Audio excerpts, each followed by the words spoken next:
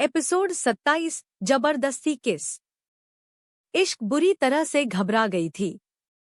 अंधेरे में जो भी कोई उसके करीब था, वह शख्स गलत इरादों से ही इश्क के करीब आया था, क्योंकि इश्क उसके हाथों को अपने होठों पर महसूस कर सकती थी और धीरे धीरे उसके हाथ खिसकते हुए इश्क की गर्दन पर जाते हैं। इश्क की आंखें एकदम से बड़ी हो जाती है जब उन हाथों को वह अपने क्लीवेज पर जाता हुआ महसूस कर रही थी।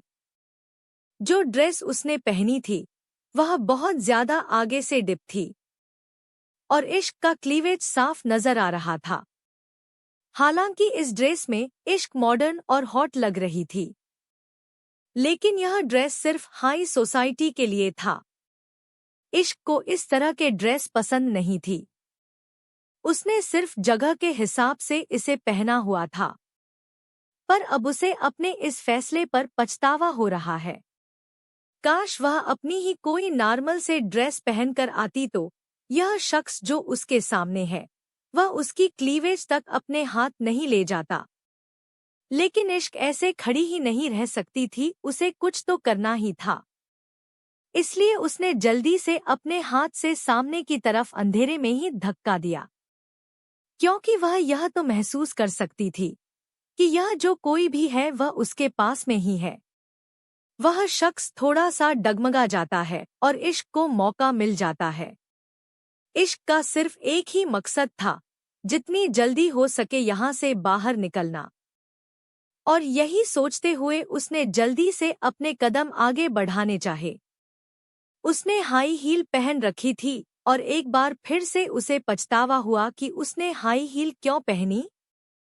अपनी नॉर्मल स्लीपर पहनकर क्यों नहीं आई।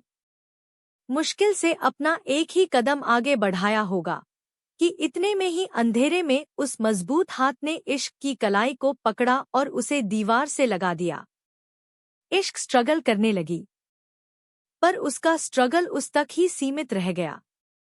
अगले ही पल वह दीवार से बुरी तरह से चिपकी हुई थी और उस शख्स ने इश्क के मुंह पर हाथ रख दिया था, जिससे इश्क की चीख बाहर न निकले, वरना अगला एक्शन इश्क ने यही सोचा कि वह चीखेगी।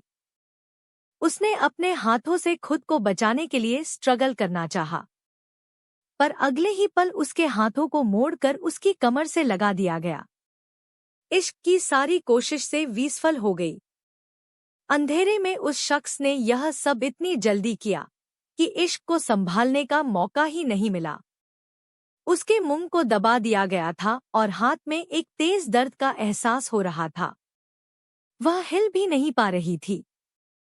चालाक होना अच्छी बात है, लेकिन कभी कभी हमारी चालाकी ही हमें बेवकूफ साबित कर देती है। मेरी इश्क। एक बार फिर से वही गहरी और दिल कंपा देने वाली आवाज इश्क को अंधेरे में सुनाई देती है। इश्क को एहसास हो रहा था कि यह जो कोई भी है यह शायद नाराज हो गया है, क्योंकि उसके शब्दों में इश्क को गुस्सा साफ महसूस हो रहा था। इश्क घबरा जाती है।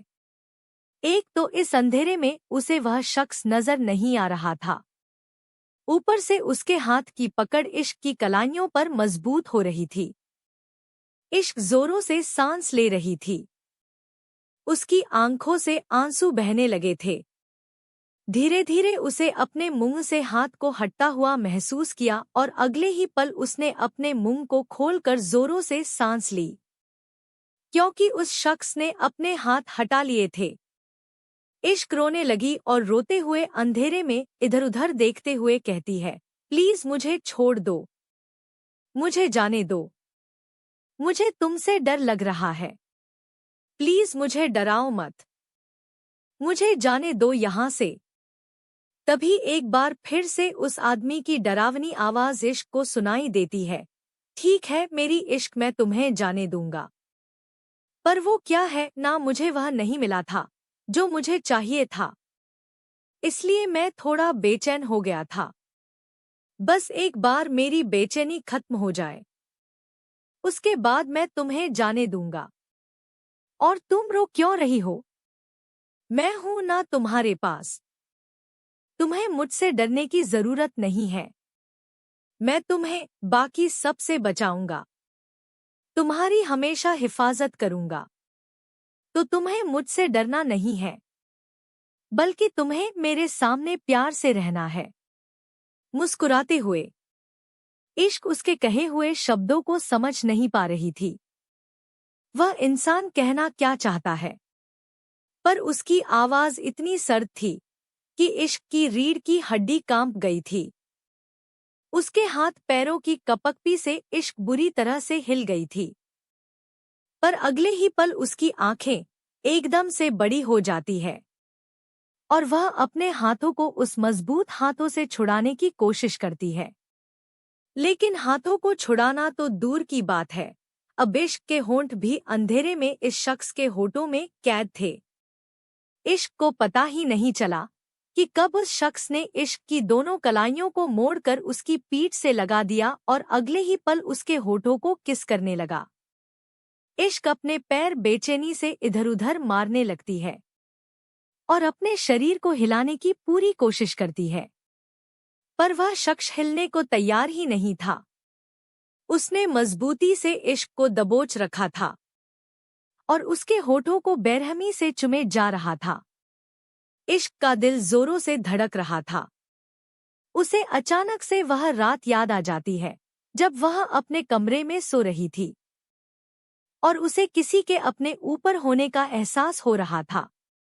आंखों में से आंसू बहने लगते हैं, क्योंकि पहले जो हुआ था वह तो उसके साथ बेहोशी की हालत में गलत हुआ था, पर यह तो सामने से उसके साथ गलत कर रहा है।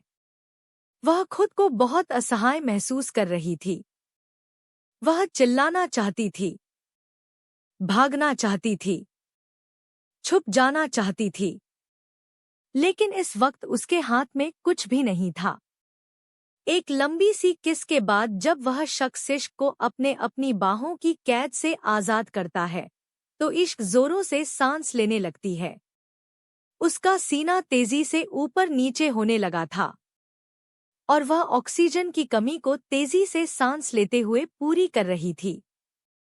उसे ऐसा लग रहा था कि यह शख्स उसे जान से ही मार देगी, क्योंकि इश्क की पूरी सांस उसके गले में चौक हो गई थी। पर जैसे ही वह उस शख्स के बाहों से रिहा होती है, उसे एक मौका मिल जाता है। अब तो उसे ऐसा लग रहा था जैसे यहाँ रुकना उसके लिए बर्दाश्त के बाहर है। उसे नहीं पता कि वह अंधेरे में जिस दिशा में जा रही है वहाँ दरवाजा है भी या नहीं। बस उसे यहाँ से निकलना था। इश्क जल्दी से वहाँ से दरवाजे की तरफ भागती है, पर वह सीधे दीवार से टकरा जाती है। यहाँ दरवाजा नहीं था। वह अपने हाथ को दीवार पर हर जगह फिराते हुए जोर से चिल्लाने लगती है, कोई है, कोई है, मेरी मदद करो, प्लीज हेल्प, कोई है, कोई मेरी आवाज सुन रहा है, प्लीज मेरी मदद। इश्क बुरी तरह से चिल्ला रही थी। वह बौखला गई थी और रोने की वजह से उसका पूरा चेहरा लाल हो गया था।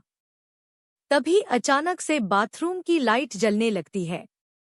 इश्क हैरान हो जाती है और पलटकर पीछे देखती है। वहाँ कोई भी नहीं था। पूरे बाथरूम में वह अकेली ही थी। वह हैरान हो जाती है। उसने बाथरूम में लगे हुए हर एक कैबिनेट में चेक किया, पर सारे कैबिनेट खाली थे। इश्क का दिल जोरों से धड़कने लगता है। उसे अच्छी तरह से महसूस हो रहा था कि अभी इस बाथरूम में अंधेरे में उसके साथ कोई था। वह आईने के सामने आती है और वॉश बेसिन के पास देखती है। उसका फोन वही रखा हुआ था जहां उसने हाथ धोने से पहले छोड़ा था, और जब उसने अपना चेहरा देखा तो वह हैरान हो जाती है। उसे अपने होठों में जलन का एहसास होता है। इसका मतलब वह किस उसका इमेजिनेशन नहीं था, वह सच में हुआ था। इश्क अपने ही ख्याल से बुरी तरह से डर जाती है। वह जल्दी से अपना फोन उठाती है और बाथरूम से बाहर निकल जाती है। गैलरी में कोई भी नहीं था। पूरी गैलरी खाली थी। वह तेज कदमों से अपनी ड्रेस को संभालते हुए और अपने आंसुओं को पोंछते हुए गैलरी से निकल जाती है। इश्क इतनी घबराई हुई थी कि वह अपने हिल पर सही से बैलेंस भी नहीं कर पा रही थी। वह तेज तेज कदमों से गैलरी से निकल रही होती है, पर इससे पहले कि वह वापस पार्टी की तरफ पहुंच पाती, उसके कदम लड़खड़ा जाते हैं और वह गिरने को होती है। इश्क कस के अपनी आंखें बंद कर लेती है, पर दर्द का एहसास ना होते हुए जब उसने यह पाया कि शायद किसी ने उसे थाम रखा है तो वह डर जाती है। अभी अभी जो उसके साथ बाथरूम में हुआ था, इस एहसास के साथ ही उसका दिल बुरी तरह से कांपने लगता है। वह अपनी आंखें खोलकर घबरा कर देखती है तो अपने सामने कुणाल को पाती है। कुणाल इश्क को संभालता हुए खड़ा करता है और कहता है, क्या बात है इश्क, तुम इतनी घबराई हुई क्यों हो? और तुम इतनी देर तक बाथरूम में क्या कर रही थी? इश्क के चेहरे पर हताशा अभी भी थी, लेकिन जब कुणाल ने उसकी आंखों में आंसू देखे तो उसकी भौहें सिकुड़ गई, चेहरा सख्त हो जाता है और वह इश्क से कहता है, क्या बात है इश्क, तुम रो क्यों रही हो? तुम्हारी आंखों में आंसू क्यों है? और यह तुम्हारा चेहरा इतना लाल क्यों हो रखा है? तुम इतनी परेशान क्यों हो? बताओ मुझे आखिर बात क्या है? इश्क के साथ जो कुछ भी हुआ, वह कम से कम कुणाल को तो नहीं बता सकती थी। उसने जल्दी से खुद को संभाला और अपने आंसुओं को पोंछते हुए कहा, मुझे घर जाना है, प्लीज मुझे घर ले चलो। मुझे अब यहाँ और नहीं रुकना है, प्लीज मुझे घर ले चलो। इश्क जिस तरीके से रोते हुए यह कह रही थी, कुणाल और ज्यादा परेशान हो जाता है। वह जल्दी से इश्क के कंधे पर हाथ रखते हुए कहता है, हाँ ठीक है, मैं तुम्हें घर ले जाऊंगा, लेकिन पहले तुम मुझे बताओ तो कि आखिर हुआ क्या है? तुम रो क्यों रही हो? लेकिन इश्क का सुबकना बंद ही नहीं हो रहा था। उसने जल्दी से अपने आंसुओं को साफ करते हुए कहा, प्लीज कुणाल, मैं अभी कुछ भी कहने के मूड में नहीं हूँ, प्लीज मुझे घर ले चलो। मुझे घर जाना है, मुझे माँ के पास जाना है। इश्क की हालत देखकर कुणाल अपनी आंखें बंद कर लेता है और एक गहरी सांस छोड़ते हुए कहता है, ठीक है चलो, मैं तुम्हें घर ड्रॉप कर देता हूँ। कुणाल इश्क का हाथ पकड़ता है और उसे अपने साथ होटल से बाहर पार्किंग एरिया में लेकर आता है। उसने गाड़ी का दरवाजा खोलकर इश्क को आराम से बिठाया और खुद जाकर ड्राइविंग सीट पर बैठ जाता है। इश्क घबराते हुए खिड़की से बाहर देखती है, क्योंकि जो उसने वॉशरूम में महसूस किया था, वैसी ही नेगेटिव एनर्जी उसे अब हर जगह महसूस हो रही थी। ड्राइविंग सीट पर बैठने के साथ ही कुणाल कहता है, देखो अब तो हम वहां से बाहर भी आ गए हैं, अब मुझे बताओगी कि आखिर बात क्या है? पर इश्क ने कुछ नहीं कहा। उससे कुछ कहते ही नहीं बन रहा था। वह क्या बताए कुणाल को कि उसके साथ वॉशरूम में क्या हुआ था? किसी अनजान शख्स ने अंधेरे में उसे किस कर लिया था, वह भी इतनी बुरी तरीके से कि उसका पूरा शरीर जकड़ गया था। इश्क को कुछ ना कहता देख कुणाल परेशान हो जाता है। उसने कस के अपनी आंखें बंद की और फिर एक गहरी सांस छोड़ते हुए उसने गाड़ी स्टार्ट की। उसकी गाड़ी पार्किंग एरिया से निकलकर सीधे सड़क की तरफ चल देती है, पर जैसे ही उसकी गाड़ी सड़क की तरफ मुड़ती है, वैसे ही पार्किंग एरिया में मौजूद बहुत सारे पिलर्स में से एक पिलर के पीछे से अपने चेहरे को हुड्डी से ढके हुए कोई शख्स बाहर निकलता है। वो कार को अपने सामने जाता हुआ देखता है और उसके चेहरे पर एक मिस्टीरियस डेविल स्माइल थी। पूरे रास्ते ड्राइव करते वक्त कुणाल इश्क के लिए फिक्र कर रहा था और इश्क की नज़र खिड़की के बाहर ही थी। वह बस बाथरूम में हुए उस वाक्य को भूल नहीं पा रही थी। उसका दिल जोरों से कांप रहा था। वह इतनी ज्यादा डर गई थी कि उस डर को वह महसूस कर सकती थी। कुणाल की कार इश्क के घर के सामने आकर रुकती है, लेकिन इश्क का ध्यान अभी भी उस हादसे पर ही था, जिसे महसूस करके उसे घबराहट हो रही थी। इश्क को ख्यालों में खोया देख कुणाल ने धीरे से कहा, इश्क तुम्हारा घर आ गया है। इश्क होश में आती है और घबराते हुए कुणाल को देखती है, और उसके बाद वह देखती है वह सच में अपने घर के बाहर खड़ी है। उसने जल्दी से हाँ में सर हिलाया और दरवाजा खोलकर बाहर निकल गई। दरवाजा बंद करने से पहले उसने कुणाल को थैंक यू कहा और दरवाजा बंद कर दिया। इश्क का चेहरा मुरझाया हुआ था। वह धीरे धीरे घर की तरफ बढ़ने लगी। कुणाल बस उसे जाता हुआ देखता रह जाता है। इश्क ने अपनी क्लच बैग से घर की चाबियां निकाली, क्योंकि रात काफी हो गई थी और उसे पता था कि उसकी माँ सो गई होगी। वह उसे परेशान नहीं करना चाहती थी। चाबियां निकाल कर की हॉल में लगाने से पहले इश्क के हाथ कांप रहे थे। वह इतनी तेज कांप रहे थे कि चाबियां छूटकर जमीन पर गिर जाती है। इश्क अपने घुटनों के बल झुकती है और चाबियां को उठाती है, पर तभी उसे एहसास होता है कि उसके आसपास कुछ अनजानी सी खुशबू है। वह एक अनजाना सा डर अपने आसपास महसूस कर सकती थी। उसे ऐसा लग रहा था जैसे कि किसी की नज़र उसके ऊपर है। उसने पलटकर कुणाल की तरफ देखा तो वह गाड़ी के अंदर से ही हैरान नजरों से उसे देख रहा था। इश्क ने इधर-उधर देखा, लेकिन अंधेरे में कोई भी नहीं था। वह जल्दी से चाबी उठाती है और दरवाजा खोलकर अंदर चली जाती है। उसने एक झटके से दरवाजा बंद कर दिया और एक राहत की सांस ली। ऐसा लग रहा था जैसे कि बाहर हजारों आंखें हैं जो उसे देखे जा रही है। एपिसोड 28, इश्क की पेंटिंग। इश्क जल्दी से घर के दरवाजे को खोलती है और अंदर जाने के साथ ही दरवाजा लगा लेती है। उसे ऐसा करता देख कुणाल हैरान हो जाता है। अचानक से इश्क को क्या हो गया था? वह काफी ज्यादा घबराई हुई थी और काफी ज्यादा परेशान भी नजर आ रही थी। अपने घर के अंदर जाकर इश्क ने खुद को राहत की सांस दी। वह जोरों से सांस ले रही थी और अब उसे सुकून मिल रहा था कि आखिरकार वह अपने घर में है। इश्क हैरानी से ऊपर की तरफ देखती है तो पाती है सीढ़ियों के पास उसकी माँ खड़ी थी और उसे आवाज दे रही थी। अपनी माँ को देखकर उसकी आंख भर आई और होंठ कांपने लगे। उसे इस हालत में देखकर इश्क की माँ तेजी से सीढ़ियों से नीचे उतरती है और घबराते हुए कहती है, इश्क क्या हुआ?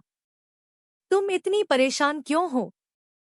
जैसे ही इश्क की माँ उसके पास आती है, वैसे ही इश्क अपनी माँ से लिपट जाती है और उसकी आंखों से आंसू बहने लगते हैं।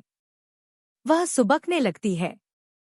उसकी माँ जब उसे ऐसे देखती है तो और ज्यादा परेशान हो जाती है। वह इश्क के माथे को सहलाते हुए कहती है, क्या बात है इश्क? बताओगी तुम रो क्यों रही हो? कुछ हुआ है क्या? तुम्हारे साथ किसी ने कुछ किया है पार्टी में? किसी ने तुमसे कोई बदतमीजी की है? बताओ मुझे। इश्क ने कुछ नहीं कहा। उसकी आंखों से आंसू बह रहे थे और वह सुबक रही थी। इश्क की माँ उसे धीरे से संभालते हुए सोफे पर ले जाती है और उसे पानी पिलाते हुए कहती है, इश्क आराम से सांस लो, धीरे धीरे पानी पियो और मुझे बताओ क्या हुआ? किसी ने पार्टी में तुम्हारे साथ कोई मिसबिहेव किया है क्या? इश्क सुबक जाती है और ना में सर हिलाते हुए कहती है, नहीं, पार्टी में कुछ भी नहीं हुआ। वहाँ किसी ने मेरे साथ कुछ नहीं किया है। उसकी माँ ने आगे कहा, अगर ऐसी बात है तो फिर तुम रो क्यों रही हो? मैं कुणाल से बात करूं? क्या उसने तुमसे कुछ कहा है? रुको, मैं अभी उसकी क्लास लगाती हूँ। अगर ऐसे ही मेरी बेटी को रुलाना था तो उसे अपने साथ ही क्यों ले गया? यह कहते हुए उसकी माँ ने जैसे ही रिसीवर को हाथ लगाया, इश्क ने उनका हाथ पकड़ते हुए कहा, नहीं, कुणाल ने भी कुछ नहीं कहा, बल्कि वह तो मुझे परेशान देखकर ही परेशान हो गया था और मुझे घर तक छोड़ने आया। उसने खुद वह पार्टी बीच में छोड़ दी। आप प्लीज उसे कुछ मत कहिए। ऐसे कैसे उसे कुछ ना कहूं? वह तुम्हें अपने साथ ले गया था। तुम उसकी रिस्पॉन्सिबिलिटी थी। तुम जब घर आई हो तो इतनी परेशान हो। मेरे उससे बात करना जरूरी है, कारण तो जानूं कि तुम इतनी परेशान क्यों हो। इश्क की माँ ने एकदम गुस्से में कहा। तो इश्क कहती है, नहीं माँ, इसमें कुणाल की कोई गलती नहीं है। दरअसल मुझे पार्टी में अच्छा नहीं लग रहा था और मैं इतने दिनों से थकी हुई भी थी। मुझे आराम की जरूरत थी। मुझे नींद आ रही थी, इसलिए मैं बस थोड़ी सी परेशान हो गई थी और मुझे घर जल्दी आना था बस, और कोई वजह नहीं है। प्लीज आप ज्यादा परेशान मत होइए। मेरा सर दर्द कर रहा है।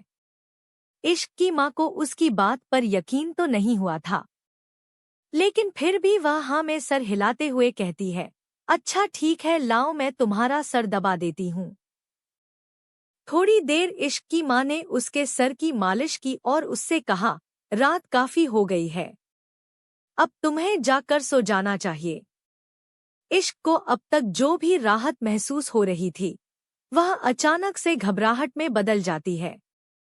उसे फिर से सब कुछ वह याद आने लगता है और वह घबराते हुए अपनी माँ को देखकर कहती है, माँ, क्या आज रात मैं आपके साथ आपके कमरे में रुक जाऊं? उसकी माँ ने हैरानी से इश्क को देखा और उसके गाल पर हाथ रखते हुए कहा, इश्क सच बताओ, तुम ठीक हो ना? इश्क घबरा जाती है, लेकिन उसने जल्दी से अपनी घबराहट छुपाई और हाँ में सर हिलाते हुए कहने लगी, हाँ माँ, मैं बिल्कुल ठीक हूँ। मुझे कुछ भी नहीं हुआ है। मैं तो बस आपके पास रहना चाहती हूँ। मुझे अकेले थोड़ा सा डर लग रहा है। क्या आज रात के लिए प्लीज मैं आपके पास सो जाऊं? उसकी माँ ने जल्दी से हाँ में सर हिलाया और इश्क अपनी माँ के कमरे में चली गई। उसने अपनी माँ की नाइटी पहन ली थी। उसकी माँ बेड के एक तरफ सो जाती है और इश्क दूसरी तरफ।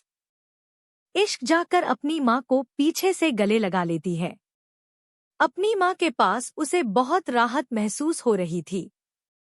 ऐसा लग रहा था उसकी जिंदगी में कुछ हुआ ही नहीं ऐसा, जिसने उसे अंदर तक झकझोर कर रख दिया था।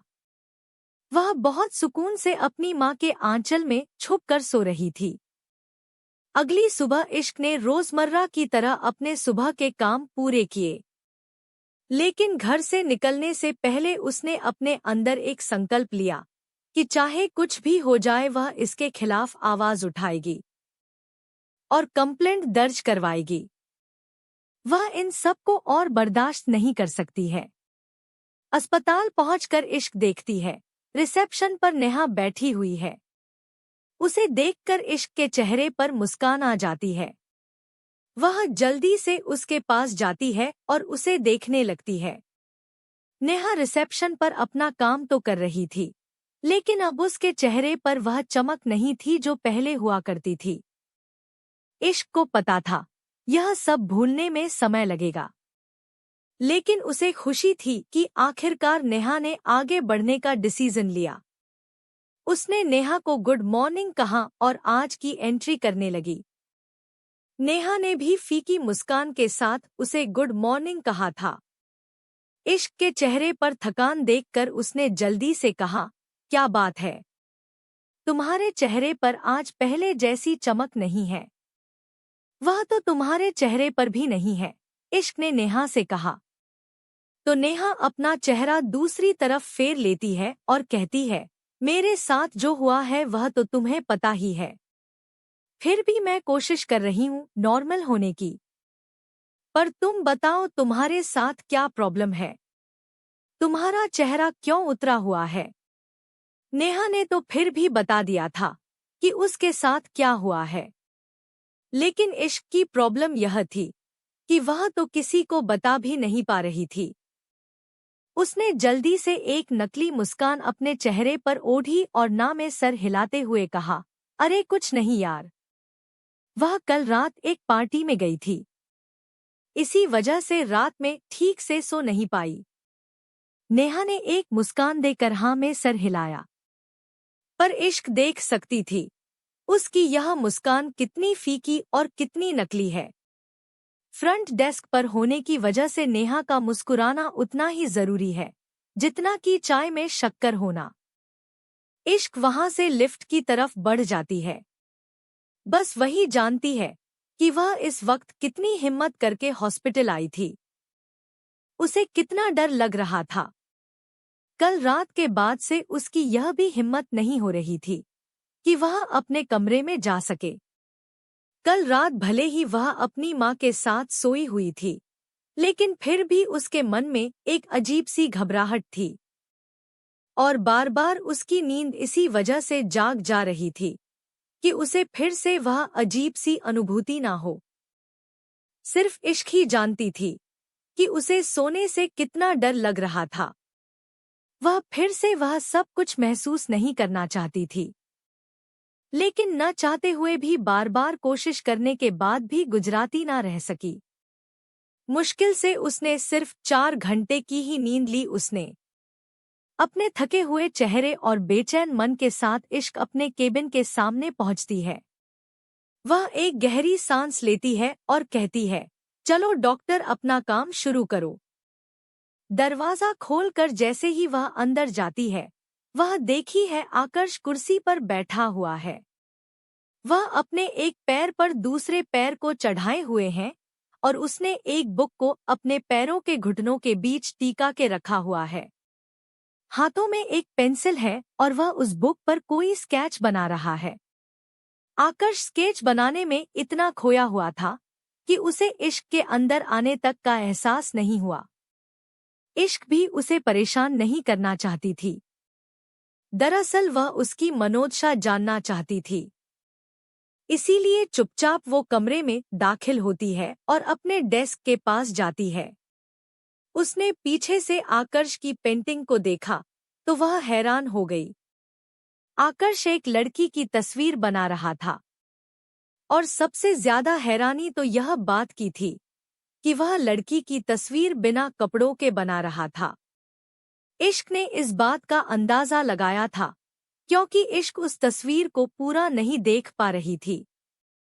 उसे बस आधा पेपर ही नजर आ रहा था और वह देख सकती थी कि उसे आधे पेपर में उसने जो भी बनाया है उसके बीच सिर्फ उसने उस लड़की के अंडरगारमेंट्स को ड्रॉ किया हुआ है और उसके बाकी के हाथ ऊपर के हिस्से में चल रहे हैं।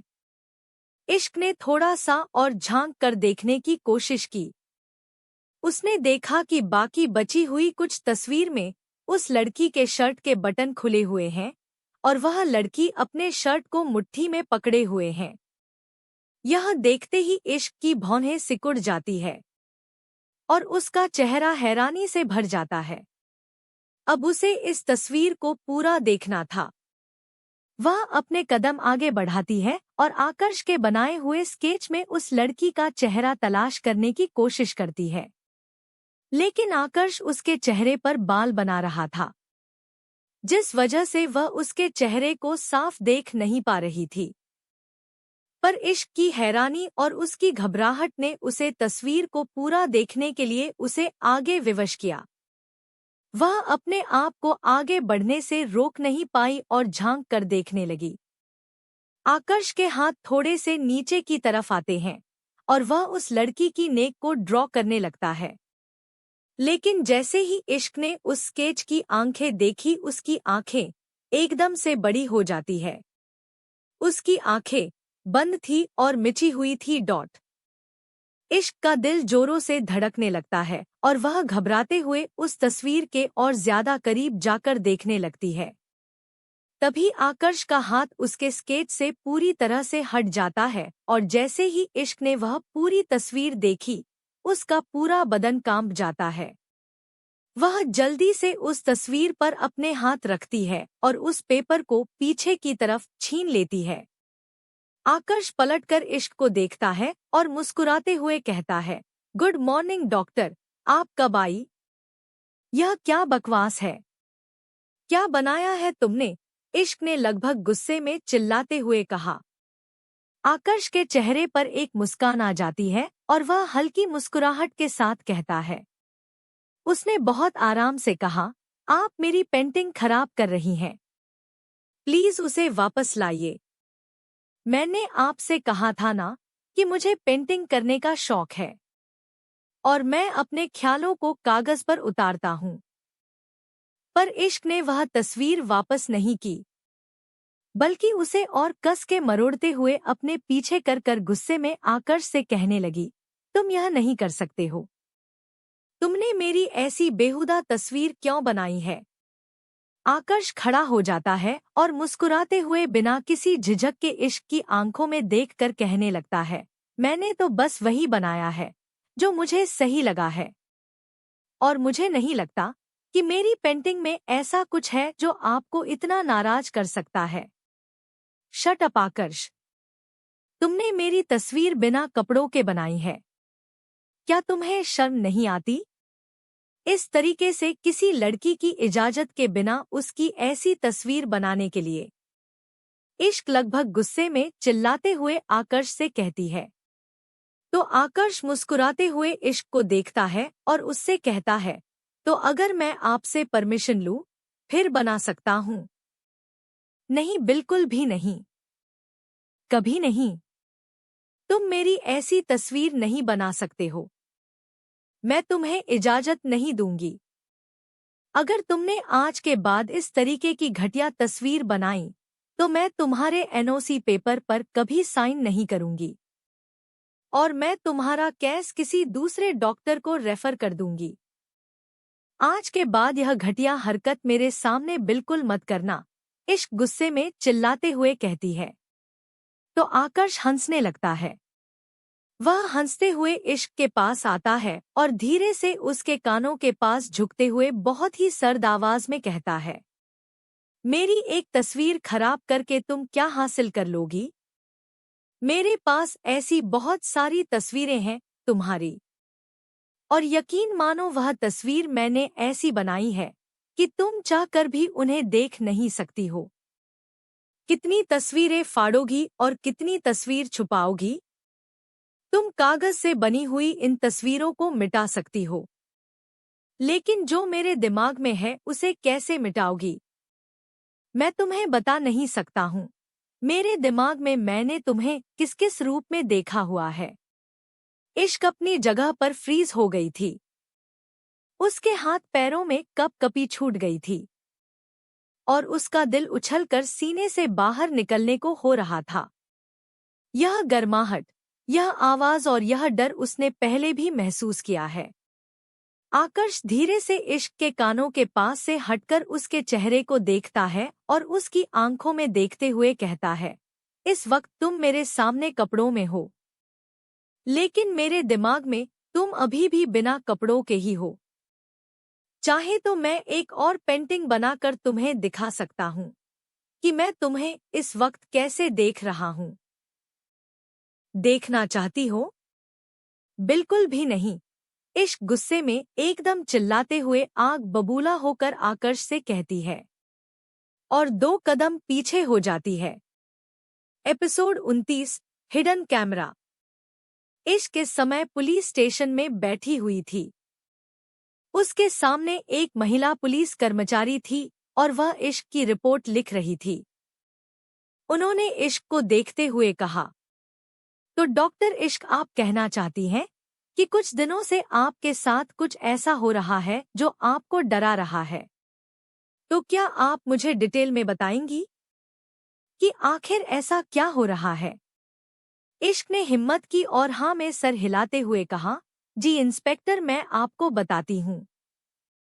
दरअसल कुछ दिनों से मुझे ऐसा लग रहा है जैसे कोई मेरा पीछा कर रहा है। किसी ने मुझ पर नजर रखी हुई है। यहाँ तक कि मुझे अपने आसपास कुछ अजीब सी नेगेटिव एनर्जी महसूस होती है और अपने कमरे में भी मुझे ऐसा लगता है कि कोई मुझे देख रहा है। मैं वहां पर थोड़ी सी अनकंफर्टेबल हो जाती हूँ। और कल रात का मैं आपको क्या ही बताऊं। उस पार्टी में मैं इतनी डर गई थी कि मेरी हिम्मत नहीं हुई वहां रुकने की। अंधेरे में वह शख्स मेरे इतने करीब आ गया कि उसने मेरे साथ जबरदस्ती करने की कोशिश की। वह तो सही वक्त पर मैं वहां से निकल गई, वरना पता नहीं वह मेरे साथ और क्या करता। इश्क ने एकदम से डरते हुए कहा। तो पुलिस ऑफिसर उसकी कही हर एक बात को कागज पर नोट कर रही थी। उन्होंने फिर से इश्क को देखा और उससे कहने लगी, तो कल रात जब आपके साथ अंधेरे में वह हादसा हुआ तो आपने कोई चीज नोटिस की होगी। उसके कपड़े, आवाज या फिर उसकी कोई निशानी जिससे हम उसे पहचान सके। याद करने की कोशिश कीजिए डॉक्टर। जरूर कुछ ऐसी चीज पर आपका ध्यान गया होगा। ठीक से याद करने की कोशिश कीजिए और फिर हमें बताइए क्या कल रात आपने कुछ ऐसा महसूस किया जो आप हमें पहचान के रूप में बता सके। पुलिस ऑफिसर के कहने पर इश्क याद करने की कोशिश करने लगी। बाथरूम में अंधेरे में वह शख्स जब उसके करीब आया, वह उसे पल को फिर से याद करने की कोशिश करने लगी। पर उसने ना मिनसर हिलाते हुए कहा, नहीं ऑफिसर, ऐसा कुछ भी नहीं है जो कि उस इंसान को किसी से अलग करता हो। जब मैंने उसे खुद से अलग करने की कोशिश की तो उसने नॉर्मल कपड़े ही पहने थे। अब सिर्फ कपड़ों में मैं कैसे बता सकती हूँ कि वह कैसा हो सकता है। मैंने आपसे कहा ना, वहां कुछ दिखाई नहीं दे रहा था। और उसकी आवाज, मैंने उसकी आवाज तो सुनी थी और वह मुझे अजीब नहीं लगी। वह क्या है ना, मैं एक डॉक्टर हूँ तो सारे दिन हजारों लोगों की आवाज सुनती हूँ। ऐसे में मैं किसी भी आवाज को ठीक से अस्सुम नहीं कर पाऊंगी। मेरे तो पेशेंट की भी आवाज मुझे एक जैसी लगती है। और जहां तक बात रही कुछ निशानी की, तो आप समझ सकती हैं कल रात जब वह मेरे इतने करीब था तो मैं कैसा महसूस कर पा रही थी। ऐसे में आपको लगता है कि मैं उसके शरीर पर कहीं निशानी तलाश करूंगी। उस फीमेल पुलिस ऑफिसर ने इश्क की सारी बातों को पेपर पर नोट करते हुए हाँ में सर हिलाया और कहा, जी डॉक्टर, हम समझ सकते हैं उस समय सिचुएशन कैसी रही होगी। डोंट वरी, आपने हमें जो बताया है उसके मुताबिक हम तलाश करने की कोशिश करेंगे कि वह कौन है जो इस समय आपको स्टॉक कर रहा है। लेकिन डॉक्टर, हमें आपके कमरे की तलाशी लेनी होगी। आप खुद ही कह रही है कि आपको ऐसा लगता है कि आपके कमरे में भी कोई आप पर नजर रखे हुए हैं। तो एक बार हम आपके कमरे की तलाशी ले लेते हैं ताकि आप इस तरीके से श्योर हो जाए कि आपके कमरे में कोई है भी या नहीं। इश्क कुछ सोचती है और फिर हाँ मैं सर हिलाते हुए कहती, ठीक है ऑफिसर, आप मेरे कमरे की तलाशी ले सकते हैं। पुलिस ऑफिसर अपने साथ एक कांस्टेबल और एक फीमेल पुलिस कांस्टेबल को लेकर अपनी गाड़ी में बैठ जाते हैं और इश्क की गाड़ी का पीछा करने लगते हैं। इश्क अपनी गाड़ी से अपने घर की तरफ चल देती है। बस वही जानती है कि कितनी मुश्किल से उसने इस बात की रिपोर्ट करवाई है। उसने पुलिस को सब कुछ बता दिया कि उसे किस तरीके से कुछ दिनों से कोई स्टॉक कर रहा है, बस अपने साथ रात में हुए उस हादसे को छोड़कर। वह उसे बताने में कंफर्टेबल नहीं हो रही थी, पर उसने वॉशरूम वाला हादसा बता दिया था कि कैसे अंधेरे में किसी ने उसका फायदा उठाने की कोशिश की थी। थोड़ी ही देर में इश्क अपने घर के बाहर रुक जाती है और पीछे पुलिस की गाड़ी भी आ जाती है। वह लोग गाड़ी से बाहर निकलते हैं और इश्क डोर बेल बजाती है। इश्क की मां दरवाजा खोलती है, पर उनके चेहरे पर जो मुस्कान थी वह अगले ही पल गायब हो गई। जब उन्होंने इश्क के पीछे पुलिस ऑफिसर को देखा, इश्क ने अपनी मां के घबराए हुए चेहरे को देखकर उनके कंधे पर हाथ रखा और उनसे कहा, मां, आपको डरने की जरूरत नहीं है। यह लोग मेरे कमरे की तलाशी लेने आए हैं, बस और कुछ नहीं। इश्क की माँ घबराते हुए इश्क का हाथ थाम लेती है और उससे कहती है, कमरे की तलाशी? लेकिन क्यों? क्या बात हो गई इश्क? तुम ठीक तो हो ना? और पुलिस तुम्हारे कमरे की तलाशी क्यों लेगी? तभी वह फीमेल पुलिस ऑफिसर कहती है, मैम हम बस यहाँ पर नॉर्मल चेकिंग के लिए आए हैं। कोई बड़ी बात नहीं है। हमारे पास कोई सर्च का वारंट भी नहीं है। बस उनके कमरे को एक नज़र देखेंगे और उसके बाद चले जाएंगे। आपको घबराने की जरूरत नहीं है। लेकिन इश्क की माँ डर गई थी। वह डरते हुए इश्क को देखने लगती है। तो इश्क अपनी माँ का हाथ पकड़कर उन्हें हिम्मत देते हुए हाँ में सर हिलाती है। तो इश्क की माँ भी उन्हें घर में आने की इजाजत दे देती है। वह सीधे इश्क के कमरे में जाते हैं और कमरे को हर तरीके से देखने लगते हैं। दरवाजे के एक तरफ खड़े होकर इश्क को माँ घबराई हुई नजरों से पुलिस वाले को देख रही थी और इश्क अपनी माँ को ऐसे देखकर परेशान हो गई थी। पुलिस अपना काम कर रही थी। उन्होंने कमरे के हर एक कोने को तलाश करना शुरू किया।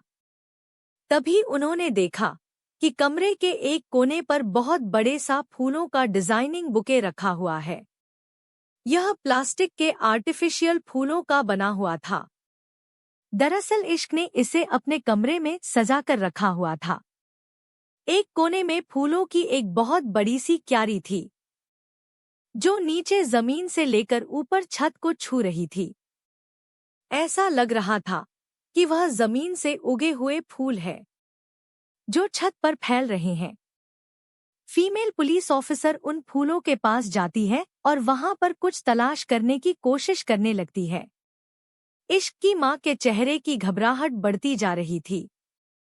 इश्क ने धीरे से अपनी माँ का हाथ पकड़ा और उन्हें कमरे से बाहर ले आई।